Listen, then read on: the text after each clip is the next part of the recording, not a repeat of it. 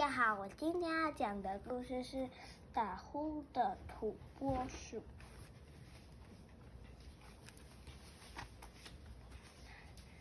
土拨鼠的工作是挖地洞，它替森林里所有的动物盖房子，因为做很多巧妙的工作，所以工作特别多。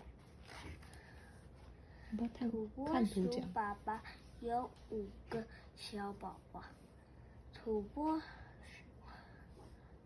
又可爱又活泼，他们都很爱爸爸。爸爸工作完回家，他们就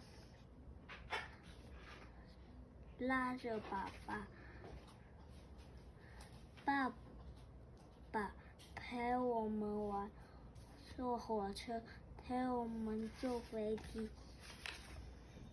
可是爸爸实在太累了，吃过晚饭，爸爸很快就睡着了，而且还发出很大声的打呼声。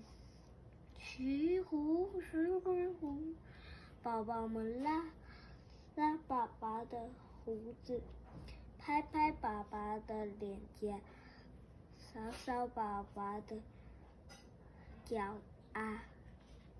爸爸的肚子依然大缩小，呼咻咻咻呼。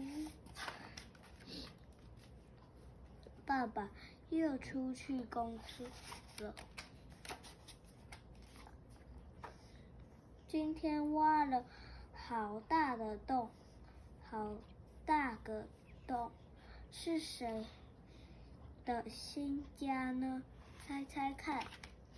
爸爸一回到家，宝宝们又喊着：“爸爸，答应我们要玩坐火车。”好疲倦的爸爸回答：“怎么办呢？”他打着哈欠，想呀想着。爸爸再把5个宝宝放在自己的肚子上。好，火车要开了。嘟，说完又睡着了，还打着好大的哈声。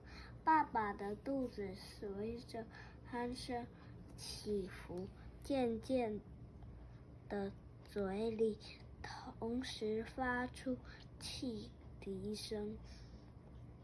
宝宝们坐在爸爸的肚皮上，好高兴。火车来了，火车嘟嘟，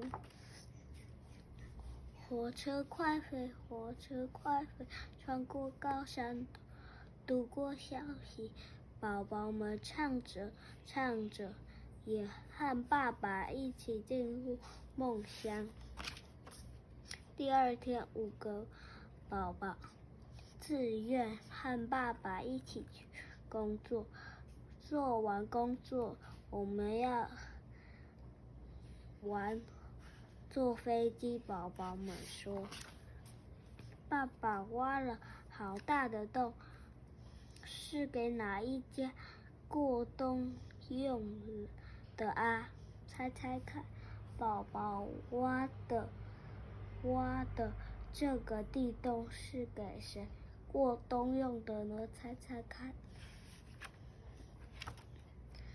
回到家里，宝宝们说：“爸爸今天约好坐飞机哦。”好，疲倦的爸爸还是答应了。怎么办呢？啊呜，怎么办？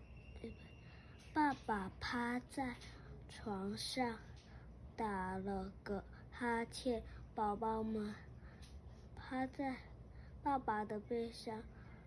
大家坐好，飞机要飞起了。